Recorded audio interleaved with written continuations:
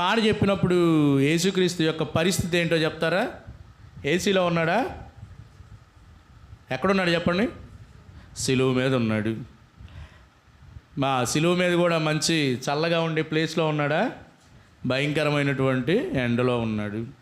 ఇంకా రక్తం కారుతున్నటువంటి పరిస్థితి. ఇందాక మేము ఒక వీడియో చూస్తూ ఉంటే పాటలో ముళ్ళ కిరీటం పెట్టేసి కర్రతో కొట్టినట్టు చూసాం. ముళ్ళ కిరీటం, యూదుల రాజు కదా నువ్వు అని ముళ్ళ కిరీటం పెట్టి ఒక కర్రతో కొట్టినట్టు కొడతా ఉన్నారు. కర్రతో నిస్సహాయ పరిస్థితిలో ఉన్నట్టు మనం చూసాం. సిలువలో బంధించబడినట్లుగా ఉంటా ఉన్నాం. వెనక వైపు దున్నబడినట్టుగా. చెప్పండి, మనం ఒకవేళ అనుకుంటే రక్తం కారేటప్పుడు ఈగలు ముసురుతాయా? ఈగలు వస్తాయా? వాటన్నిటిని కూడా కనీసం ఇట్లా తుడుచుకోవడానికి లేకుండా వెనక వైపు అంతా చీల్చబడినటువంటి శరీరంలో అసలు ఈ మాట చెప్పడం సాధ్యమేనంటారా? వీరేం చేస్తున్నారు వీళ్ళకి తెలియదు, వీళ్ళని క్షమించు అని చెప్పడం సాధ్యమేనంటారా?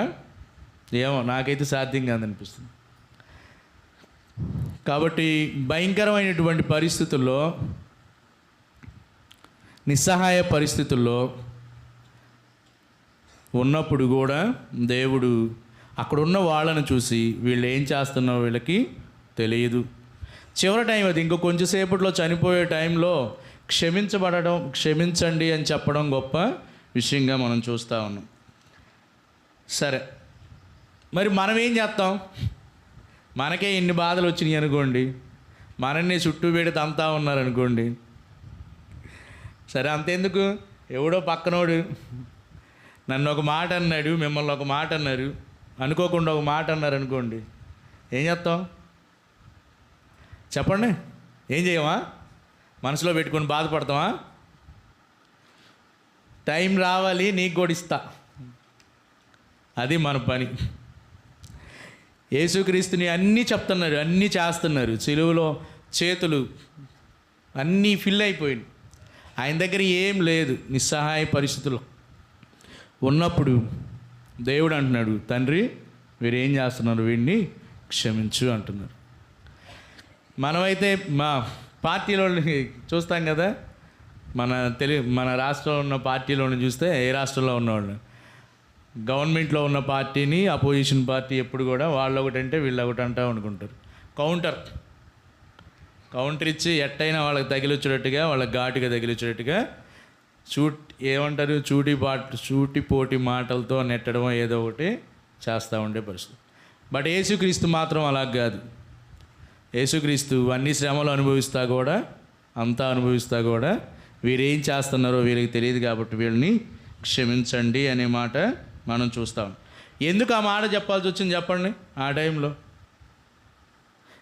మీరేందో వింటున్నట్లేదు, పక్కన వాళ్ళ మొక్కలు చూస్తున్నట్టుంది. ఎందుకు ఆ మాటే చెప్పాల్సి వచ్చిందంటే, గవర్నమెంట్ మాకు ఇచ్చింది పర్మిషను నేను చంపని, నేను చంపేటటువంటి పరిస్థితులు ఉన్నాయి కాబట్టి మేమేం చేయలేం అన్నట్టుగా మనం చూస్తూ ఉన్నాం. ఇంతకీ యేసుక్రీస్తు సిలువలో మనిషిలాగా ఉన్నాడా, దేవుడిలాగా ఉన్నాడా? మనిషిలాగే ఉన్నాడు, దేవుడు కాదు. అయినప్పుడు మనిషిలాగే, దైవ మానవుడు అనే పదం మనం చూస్తూ ఉంటాం. సరే మనిషిగా ఉన్నప్పుడు యేసుక్రీస్తుకి క్షమించడం సాధ్యమైంది. మరి మనం ఎందుకు మనుషులంగానే ఉన్నాం, మనం ఎందుకు క్షమించలేకపోతున్నాం అనేది క్వశ్చన్ మార్క్ అన్నమాట. మనం క్షమించలేకపోతా ఉన్నాం. చాలాసార్లు మనం క్షమించడానికి ఇష్టపడం. సరే, మీకు తెలుసు కదా, యేసుక్రీస్తుని ముసుగేసారు తెలుసా?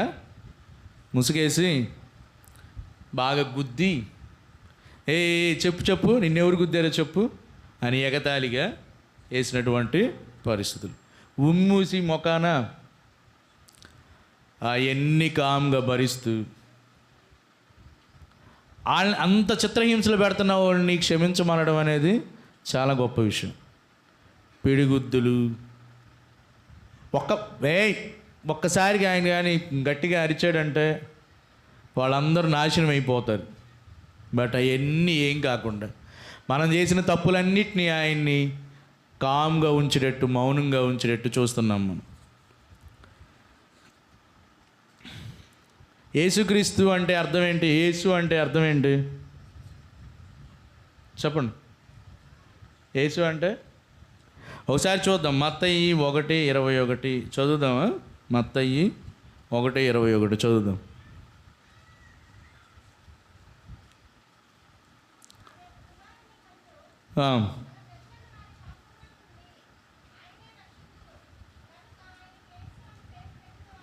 కాబట్టి తన ప్రజలను వారి పాపముల నుండి ఆయనే రక్షించును గనుక ఆయనకి ఏమని పేరు పెట్టాలని చెప్తున్నాడు? యేసు. యేసు అంటే రక్షకుడు. రక్షించడానికి ముందు జరగాల్సిన పని ఏంటో చెప్తారా? క్షమించడం కూడా జరగాలి. చెప్పండి, రక్షించడానికి ముందేం జరగాలి? క్షమించడం కూడా. క్షమించిన మాట నిజమైతే రక్షించడం కూడా నిజమే. కాబట్టి ఇండైరెక్ట్గా యేసుక్రీస్తు పేరులో ఏముందంటే క్షమాపణ అని ఉంది. ఇండైరెక్ట్గా యేసుక్రీస్తు పేరులో ఏమని చెప్పండి? క్షమాపణ. ఇంకోటి, ఆయన జీవితంలో కూడా చాలాసార్లు క్షమించినట్టు మనం చూస్తూ ఉన్నాం. ఒకసారి యోహాను సువార్త 8వ అధ్యాయంలో మనం చూస్తాం. అది వ్యభిచారం ముందు పట్టబడినటువంటి స్త్రీని చాలామంది తోడుకొని వస్తూ ఉంటే అందరూ ఏం తీసుకొని వస్తారు? చేతుల్లో రాళ్ళు తీసుకొని వస్తాడు. అమ్మా, ఎవరునూ నీకు శిక్ష విధింపలేదా? అయితే నేను కూడా నీకు శిక్ష విధింపను. అంటే దాంట్లో ఇండైరెక్ట్గా ఏం అర్థం చేసుకోవచ్చు? మనం ఏమి అర్థం చేసుకోవచ్చు? క్షమిస్తున్నాడు. వాళ్ళందరూ క్షమించకుండా తీసుకొచ్చి ఏదో ఒక రీతిలో నేను చంపాలని ప్లాన్ చేస్తున్నారు, కానీ నేనైతే అలా చేయను, నేను కూడా ఏ శిక్ష విధించను, ఇక వెళ్ళి పాపం చేయొద్దని చెప్తా ఉన్నాడు. కాబట్టి దీంట్లో నేర్చుకునేది ఏంటంటే ఆయన పేరులో ఇండైరెక్ట్గా క్షమాపణ ఉంది. ఆయన జీవితంలో కూడా ఇతరులని క్షమించినట్టుగా చూస్తూ ఉన్నాం. ఇంకొకసారి యోహాను సువార్తలో చూస్తాం. వాళ్ళందరూ శాస్త్రులు, పరిచయులు ఒకసారి ఒక గట్టిగా ఉండే కఠినమైన మాట అంటూ ఉంటారు. మేము వ్యభిచారం అందు పుట్టిన వాళ్ళం కాదు. అంటే ఇండైరెక్ట్ యేసుక్రీస్తుని ఏమన్నట్టు? నువ్వు వ్యభిచారమందు పుట్టావు. ఈ మాటకి ఎవరికైనా ఏమొస్తుంది? మామూలుగా కామన్గా మన దగ్గర చూస్తే పిల్లలు తిట్టుకునేటప్పుడు అమ్మని కానీ తిడితే భలే ర్యాష్ అవుతారు తెలుసా. మదర్ని తిట్టారనుకోండి, బూతు పదాలు వచ్చినాయి అనుకోండి, భయంకరంగా ర్యాష్ అవుతారు. మా అమ్మనే తిడతా ఉంటారా నువ్వు అని చెప్పి చాలా ర్యాష్ అయిపోతారు. నువ్వు వ్యభిచారం వల్ల పుట్టావు, నువ్వు మేం బొట్లా అట్లా అంటే దానికి కూడా ఏ సమాధానం చెప్పకుండా వెళ్ళిపోయాడంటే అర్థం ఏంటి? అర్థం చేసుకోవచ్చు. వాళ్ళని ఏం చేసి ఉంటాడంటారు? క్షమించుంటాడు. కాబట్టి ఆయన జీవితంలో క్షమాపణ ఉంది. ఆయన పేరులో ఇండైరెక్ట్గా క్షమాపణ ఉంటే ఆయన జీవితంలో కూడా క్షమాపణ ఉన్నట్టు మనం చూస్తాం. చివరికి పాపాత్మురాలైన స్త్రీ వచ్చి ఆయన పాదాల మీద పడి తన కన్నీళ్లతోటి ఆయన పాదాలు తన వెంట్రుకలతో తుడుస్తూ ఉంటే నీ విస్తార పాపాలు క్షమించబడ్డాయని చెప్తాడు అక్కడ. విస్తారంగా ప్రేమించావు కాబట్టి నీ విస్తార పాపాలు కాబట్టి ఆయన బర్త్లో, ఆయన పుట్టుకలో, పేరులో క్షమాపణ ఉంది. ఆయన జీవితంలో క్షమాపణ ఉంది.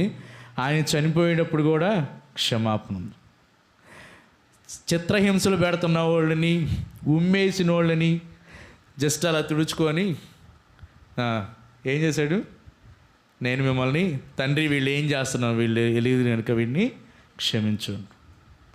మనందరికీ క్షమాపణ గురించి బాగా తెలుసు. మనందరికీ చాలా తెలుసు. ఒకసారి ఆలోచిద్దామా? యేసుక్రీస్తు జీవితం మొత్తాన్ని ఆలోచిస్తే ఎప్పుడైనా ఎవరినైనా తిట్టినట్టుందా? నువ్వు వ్యభిచారం పుట్టావంటే వాళ్ళందరి మీద సీరియస్ అయినట్టుందా దేవుడు? శాస్త్రులు, పరిచయాలు చాలాసార్లు విసిగిస్తూ ఉంటారు. ఎప్పుడైనా కొట్టినట్టుందా వాళ్ళని?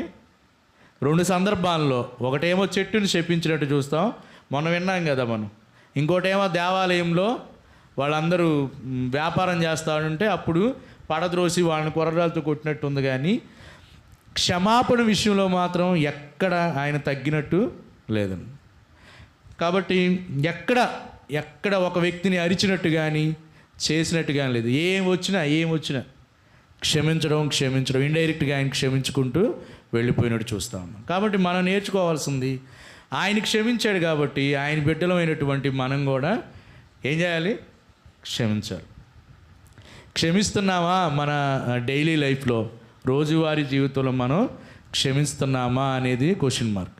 ఎంతమంది పేర పెట్టుకొని ఉన్నాం? ఎంతమంది ఉన్నారు మనం క్షమించాల్సిన వాళ్ళు? ఎందుకు మాటలు లేవు చాలామందితో మనకి? చిన్న విషయాలకే. యేసుక్రీస్తులాగా పొడిచి చేతుల్లో అన్నిట్లో మేకులు దిగ్గొట్టి ఉమ్మేసి గుద్దుతూ ఉంటే ఆయన వీళ్ళని క్షమించయ్యా అని అంటూ ఉంటే మనమేమో బిర్రిగా టైట్గా నేను క్షమించను అని చెప్పినుంటే ఎంతవరకు న్యాయం అంటారు అది అనే విషయాన్ని మనం ఆలోచిద్దాం. మనందరం కూడా ఆయన రక్తం చేత కడగబడ్డాం. ఆయన మనందరినీ క్షమించాడు, మనందరికీ పాపక్షమాపణ దయచేశాడు, రక్తం కార్చాడు మన కోసం పరలోకాన్ని ఇచ్చాడు. ఆయన కుమార్తెలుగా ఉన్నటువంటి మనం, చెప్పండి, ఆయన చేసినట్టు మనం కూడా చేయాలంటారా వద్దంటారా? అందుకోసమే కదా ఈ జీవితం అంతా. కాబట్టి ఆయన పేరు పెట్టుకున్నాం మనం, ఆయన బిడ్డలం, ఆయన కుమార్తెలు అని చెప్పబడుతున్నాం. మనం ఎలా ఉన్నాం క్షమాపణ విషయంలో అనేది ఆలోచించాలి. నిన్నైతే బాగానే క్షమించాలి, మనల్ని అందరినీ క్షమించాలి. మనం క్షమించకపోతే అట్ట? మనకేమన్నా 10 కోట్లు ఏమన్నా డబ్బు ఉన్నట్ట? అదే ఇంకా. కాబట్టి క్షమాపణ విషయంలో మనందరం ఎంతవరకు క్షమిస్తున్నాం అనేది, ఆయన బిడ్డలం మనం. యేసుక్రీస్తు తన రక్తం చేత మనల్ని కొన్నాడు, కన్నాడు, క్షమించాడు, రక్షణ దయచేశాడు, పాప క్షమాపణ ఇచ్చాడు, విమోచన దయచేశాడు. ఆ నిత్యం ఉండే భయంకరమైన నరకం నుంచి తప్పించబడ్డాం మనం. అయితే ఎంతవరకు మనం క్షమిస్తున్నాం అనేది ఆలోచించాల్సింది. అసలు ఎందుకు క్షమించాలి? యేసయ్య క్షమించాడు కాబట్టి నేను కూడా క్షమించాలా? నాకేం అవసరం? ఆయనంటే దేవుడు కాబట్టి క్షమించాడు, నేను ఎందుకు క్షమించాలి? చెప్పండి, ఎందుకు క్షమించాలి మనం? ఎందుకు క్షమించాలి? ఇప్పుడే చెప్పాను కదా రీజన్. ఆయన పెద్దగా చెప్పండి కొంచెం. ఏం కాదు, ఇక్కడ తప్పులు ఒప్పులు ఏమి ఉండవు. అందరం ఆలోచిద్దానికే ఇంతే, ఇంకేం లేదు. ఎందుకు క్షమించాలి మనం? సరే, మీరు ఎవరు చెప్పడం లేదు. కొలస్సీ 3వ అధ్యాయం 13వ వచనం చదువుదాం. కొలస్సీ 3వ అధ్యాయం.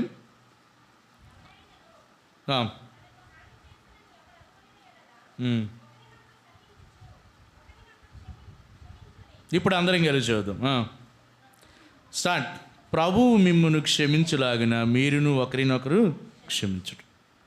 ఎందుకు క్షమించాలి ఇప్పుడు చెప్పండి? మనందరం చెప్పండి.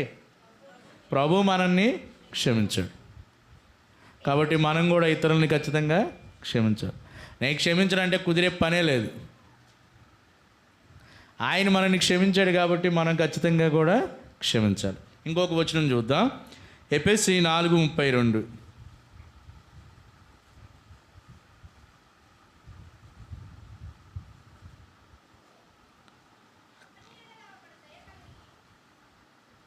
చదవండి.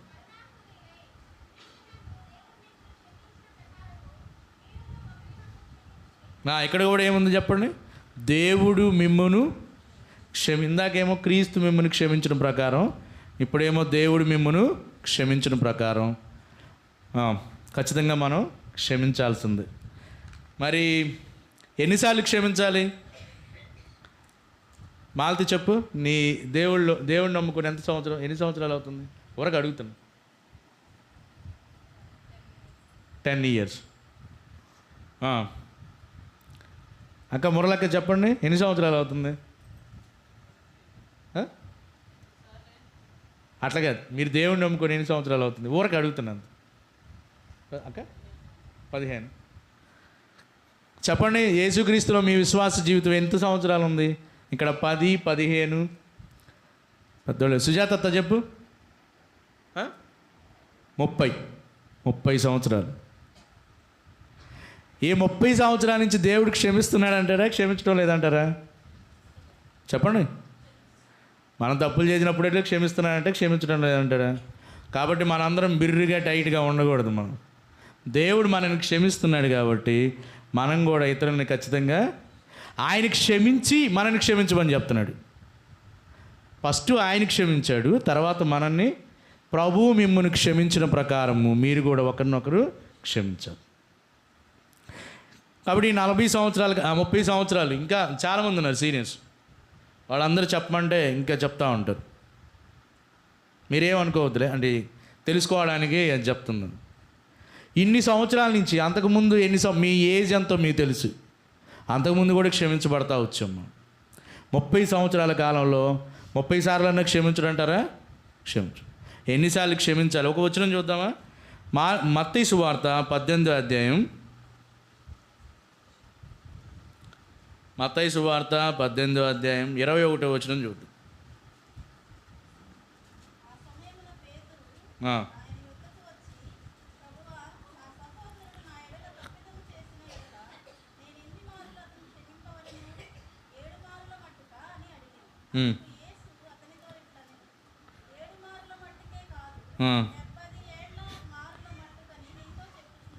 అర్థమైందా?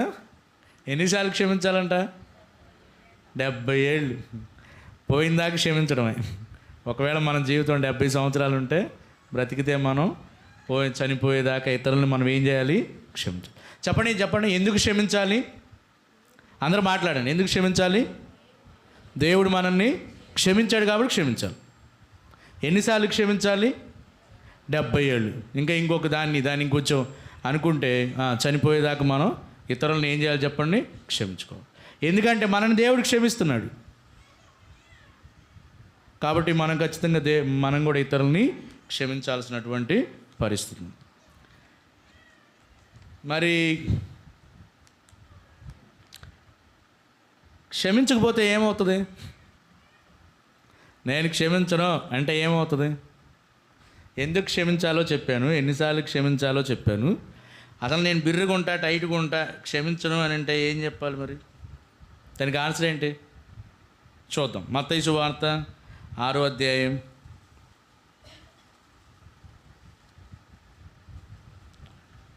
మత్తయి సువార్త 6వ అధ్యాయం 12వ వచనం చూద్దాం.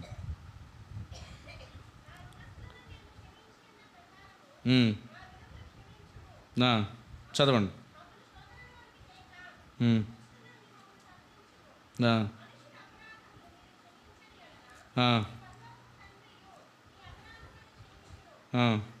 15వ వచనం అందరం కలిసి చదువుకుందాం. చదవండి.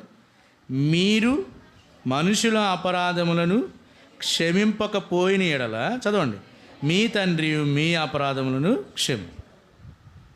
వచ్చింది ఆన్సరు. మీరు క్షమిస్తేనే క్షమిస్తానన్నాడు దేవుడు. మనం క్షమిస్తేనే క్షమిస్తానంటున్నాడు. క్షమించకపోతే ఆయన కూడా క్షమించడంట. కాబట్టి మనం బిర్రిగా టైట్గా కూర్చున్నాం అనుకోండి, ఆడికేందుకు క్షమాపణ చెప్పేది, ఏమకేం చెప్పేది, వాళ్ళ పెద్ద లెవెల్లే ఇట్లాంటి పదాలన్నీ అనుకుంటా కూర్చున్నాం అనుకోండి, దేవుడు మనల్ని కూడా క్షమించడు. పోతాం అనే పదాన్ని మనం సీరియస్గానే గమనించాలి. మనందరం ఆలోచించాల్సినటువంటి విషయం. కాబట్టి నువ్వు క్షమిస్తే క్షమిస్తాడు. మీ అపరాధాలని మీరు పక్కన వాళ్ళ అపరాధాలని మనం క్షమిస్తే దేవుడు కూడా మన అపరాధాలని క్షమిస్తాడు. రుణస్తులను కూడా మనం క్షమిస్తే అప్పుడు దేవుడు క్షమిస్తాడు. నువ్వు క్షమించకుండా నేను క్షమించడు దేవుడు. ఫస్ట్ ఏం చెప్పాడు? క్షమించిన ప్రకారం క్షమించాలని చెప్పాడు. ఇక్కడేమో మళ్ళీ మారింది, మీరు క్షమిస్తేనే నేను కూడా క్షమిస్తాను. కాబట్టి మొన్న చనిపోయిన వాళ్ళందరూ మీరు ఎవరు సమాధుల దగ్గరికి రారు కాబట్టి, స్త్రీలందరూ ఎవరు రారు కాబట్టి జెంట్స్ కామన్గా వెళ్తాం. అక్కడికి వెళ్ళినప్పుడు గుంట తీసి మట్టి తీసి మట్టిలో పడేస్తారు డెడ్ బాడీని, శవాన్ని. పేర్లు మారిపోతాయి. అప్పుడు దాకా నిన్నటిదాకా ఉన్నవాడినేమో బతుకున్నవాడు అంటాడు, చచ్చిపోయిన తర్వాత పార్థివ దేహం అంటారు, డెడ్ బాడీ అంటారు. దాన్ని తీసుకెళ్ళి ఆ గుంటలో పెట్టి మట్టి వేస్తున్నారు. వాళ్ళు ఎంత ఎంత గ్రేట్గా బతుకుంటారు, చాలా గొప్పగా బతుకుంటారు వాళ్ళ జీవితంలో. తీసుకెళ్ళి ఆ మట్టిలో పడితే నాకు అనిపించింది, ఇంతేనా జీవితం? ఎంత బతికి ఆ మట్టిలో పట్టమేనా మన జీవితం అనిపించింది. మరి అంత తక్కువ జీవితానికి, టెంపరీగా ఉండే జీవితానికి క్షమించకపోతే ఏం బాగుంటుంది? తీసుకెళ్ళి ఎవరినైనా, కాకపోతే ధనవంతులు ఉన్నారనుకోండి, క్రిస్టియన్స్లో అదేం లేదు, ఎవరికైనా అదే కొంట, అంతేనా? ఆడికి వెళ్ళి చూస్తే అంతా లెవెల్ అయిపోయింది. మన వర్షం పడింది అనుకోండి, చచ్చిపోయిన వాళ్ళందరూ కొంచెం ఎత్తుగా పైకి లేపుతారు, కొంచెం హైట్గా. వర్షం పడింది అనుకోండి, మంచి వరదలు వచ్చినాయి అనుకోండి, అంతా డౌన్ అయిపోయింది, ఆడేం లేనట్టు ఉంటుంది. ఆడ ఆలోచిస్తూ ఉంటే మా వాళ్ళు చాలామంది ఉన్నారు ఇలా అనిపిస్తూ ఉండేది ఒక్కొక్కసారి. మా రిలేటివ్స్ చాలామంది ఉన్నారు, మా బజార్లో చాలామంది ఉన్నారు. అది మన జీవితం, అది మన జీవితం. అంత తక్కువ జీవితం వాళ్ళని క్షమించకపోతే ఎట్ట అంటారు? కాబట్టి మనం ఖచ్చితంగా చెప్పండి, క్షమించాలి.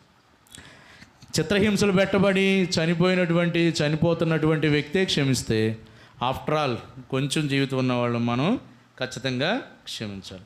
మరి ఎవరిని క్షమించాలి? క్వశ్చన్స్ అర్థమైంది కదా. ఎందుకు క్షమించాలి తెలిసింది. ప్రభు మనల్ని క్షమించినట్టుగా క్షమించాలి. ఎన్నిసార్లుకి క్షమించాలి? 70 ఏళ్ల మట్టుకు పోయిందాకా క్షమించాలి. ఆ తర్వాత ఏమడిగిన క్వశ్చన్ చెప్పండి, చెప్పాలి. మనం క్షమించకపోతే ఏమవుతుంది? దేవుడు కూడా మనల్ని క్షమించడు. మరి ఎవరిని క్షమించాలి? ఈరోజు ఇంటికి వెళ్ళి ఎవరు మీతో పలగట్లేదు, మీ బజార్ వాళ్ళందరూ చెక్ చేసుకోండి. ఎవరు బజార్ వాళ్ళు చెక్ చేసుకోండి. మన రిలేటివ్స్ని గుర్తుపెట్టుకుందాం, ఒక లిస్ట్ చేసుకొని. యేసుక్రీస్తు మనతో చెప్పింది, ఈ విషయంలో మనం కరెక్ట్ చేసుకోకపోతే ఇంకెందుకు మన జీవితం వేస్టే కదా.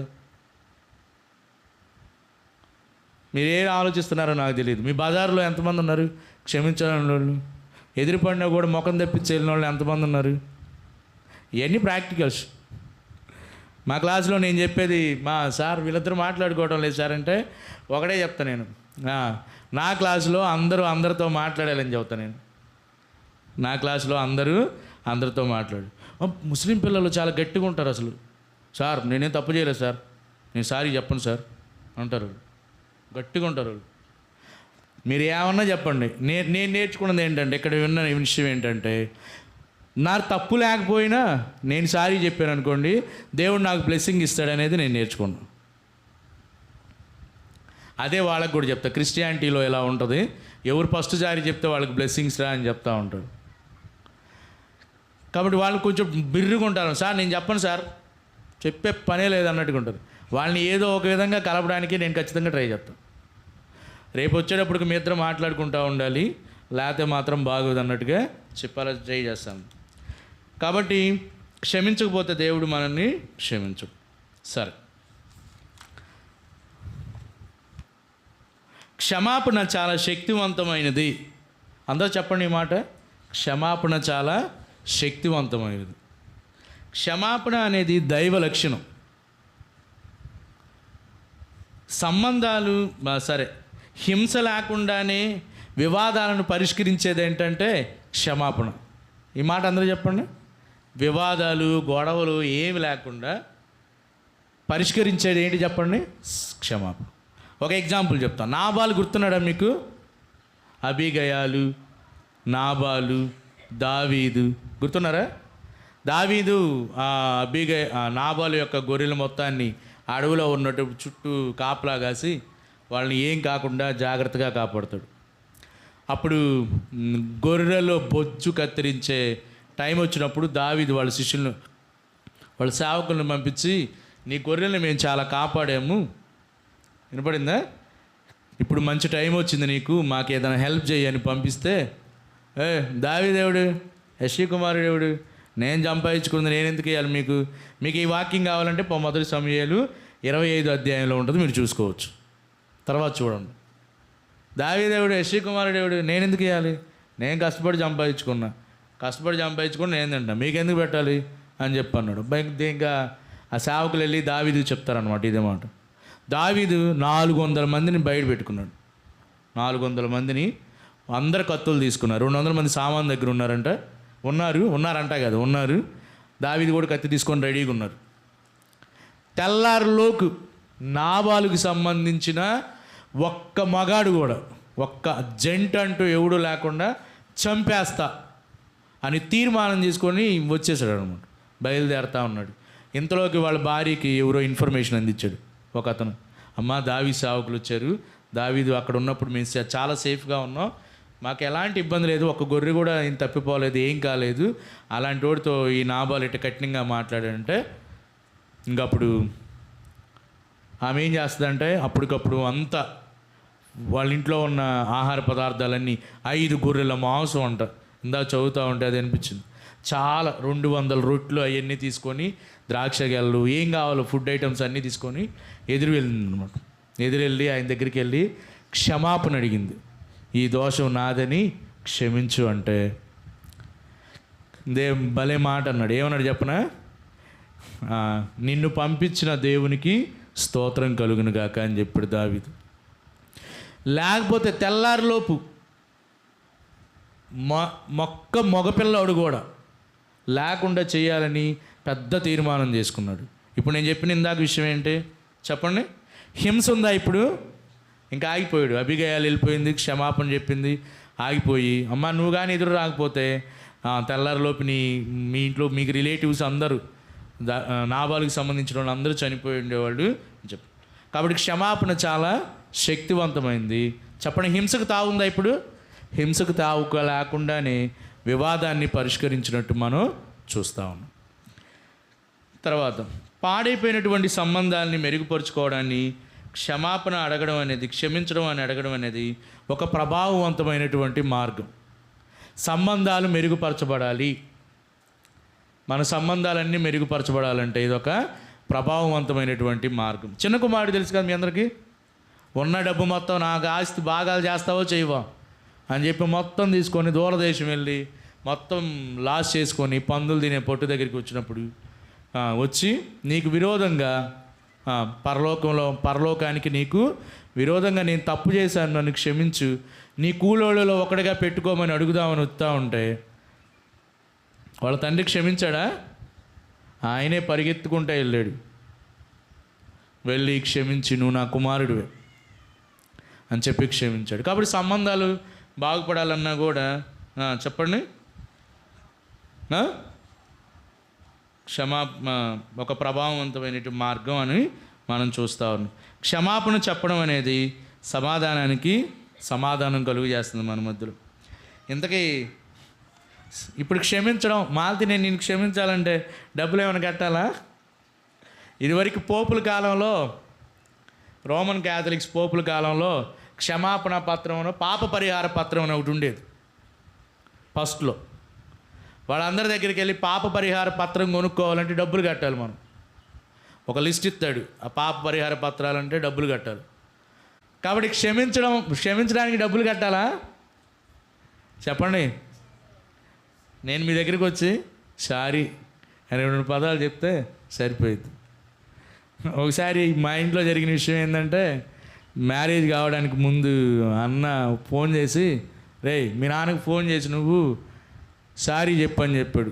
సారీ కాదు, నువ్వు తెలుగులో చెప్పు, నన్ను క్షమించు అనే పదం చెప్పమన్నాడు. ఒకసారి చెప్పా, క్షమించమనే చెప్పా, సారీ ఏం చెప్పలే. కాబట్టి క్షమించడానికి డబ్బులు ఏం కట్టాల్సిన అవసరం లేదు. కోట్లు కావాలా? ఏం అవసరం లేదు. వెళ్ళి అక్క క్షమించు, నన్ను ఇలా అపార్థం చేసుకున్నాను మిమ్మల్ని, నన్ను క్షమించు అంటే ఖచ్చితంగా క్షమిస్తాడు. ఇంకొక విషయం చూసి మనం ప్రార్థన చేసుకుందాం. క్షమించడం వల్ల ఉపయోగాలు ఉన్నాయంటారా? క్షమించడం వల్ల ఉపయోగాలు ఉన్నాయా లేవా? చెప్పండి, ఒక ఉపయోగం చెప్పండి. 100 మార్కులు క్వశ్చనా?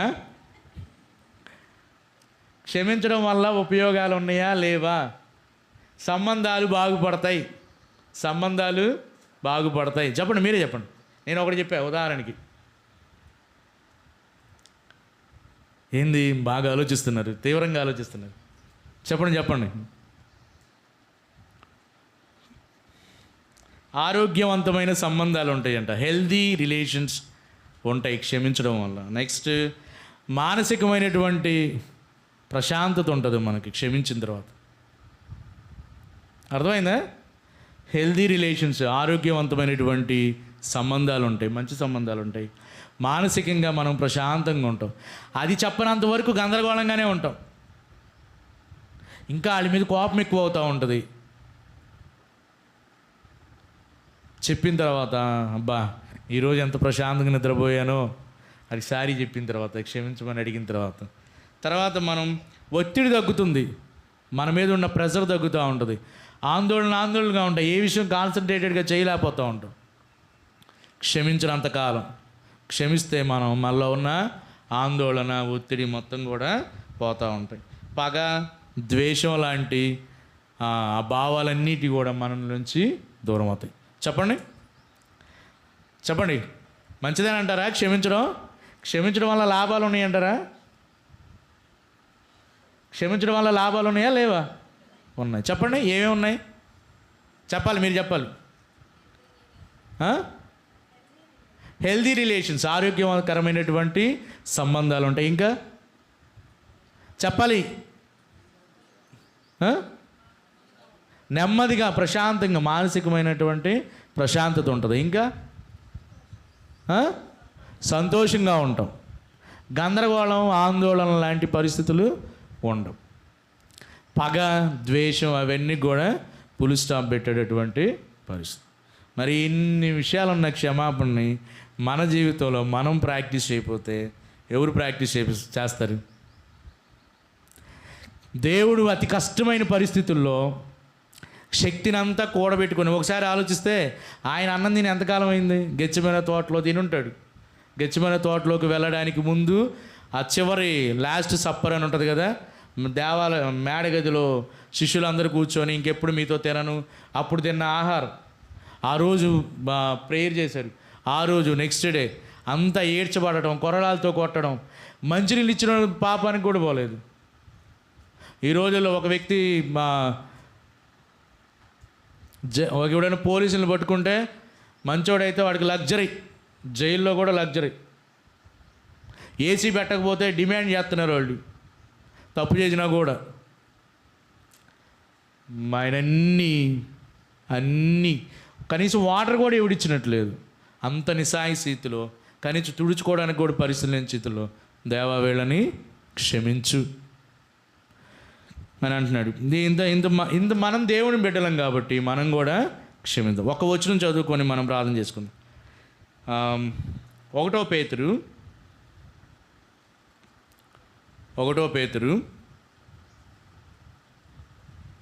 3వ అధ్యాయం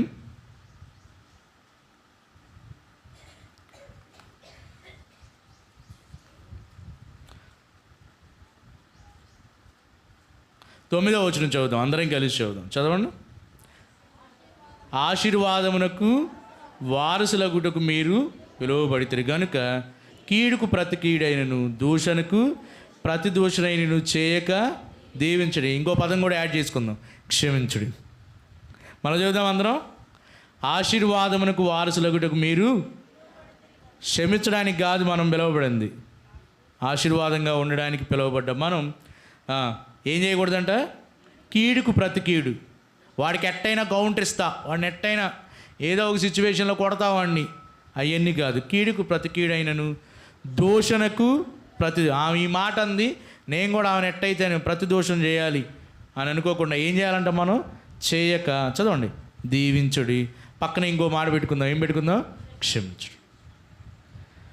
కాబట్టి మీ రోజు నుంచి మనం ఇంటికి వెళ్ళి ఒక చిన్న లిస్ట్ ఒకటి ప్రిపేర్ చేసుకుందాం. మన బజార్లో ఎంతమంది మాట్లాడలేదు మీతోటి? ఇంకొక వచనం గుర్తుపెట్టుకుంటే అదేంటి? అర్పణ అర్పించే టైంలో నీ సహోదరునికి, నీకు కాదు, నీ సహోదరునికి నీ మీద విరోధ భావం ఏమైనా ఉంటే ఫస్ట్ నువ్వు అర్పణ ఆడబెట్టు. ఫస్ట్ ఆడితో వెళ్ళి సమాధానపడు, తర్వాత వచ్చి నీ బలేంటో నీ సమర్పణ ఏంటో అర్పించు అని చెప్పు. నీకు కాదు విరోధం, నీ మీద విరోధం. ఆడు మిస్అండర్స్టాండింగ్ చేసుకున్నాడో, అర్థవంతంగా నువ్వే తప్పు చేసావో తెలియదు, నీ మీద నీ సహోదరుడికి ఏమన్నా ఉంటే ఏం చేయాలి? నువ్వెళ్ళి క్షమాపణ చెప్పు. అది ఇందాకంటేనే క్రిస్టియానిటీలో ఉన్న బెస్ట్ ఏంటి చెప్పండి? తప్పు ఎవరిదన్నా కానివ్వండి, వెళ్ళి మనదే తప్పు లేకపోయినా మనం వెళ్ళి సారీ చెప్తే అవతల నెత్తి మీద నిప్పుల కుప్ప పోస్తామని సామెతల్లో మనం చూస్తూ ఉంటాం. కాబట్టి దేవుడు క్షమించాడు, కాబట్టి మనం కూడా క్షమించాలి. 70 ఏళ్ళ మట్టుకు క్షమించాలో, చనిపోయిందా క్షమించాలో అది మీ ఇష్టం. మన తప్పు మనది లేకపోయినప్పటికీ మనం వెళ్ళి సారీ చెప్పడం అనేది, క్షమించమని చెప్పడం ఖచ్చితం. కాబట్టి ఈ విషయాలన్నీ ఆలోచిస్తూ మనం దేవుని దగ్గర ఒక ప్రార్థన చేద్దాం. దేవా, లిస్ట్ కూడా పెట్టుకుందామా? ఇది చేయకపోతే ఎన్ని సంవత్సరాలైనా సిలువలో మాటలాగే ఉంటాయి. మనం ఆచారంగానే బ్రతుకుతాం. మనలో లేకపోతే కష్టమైనటువంటి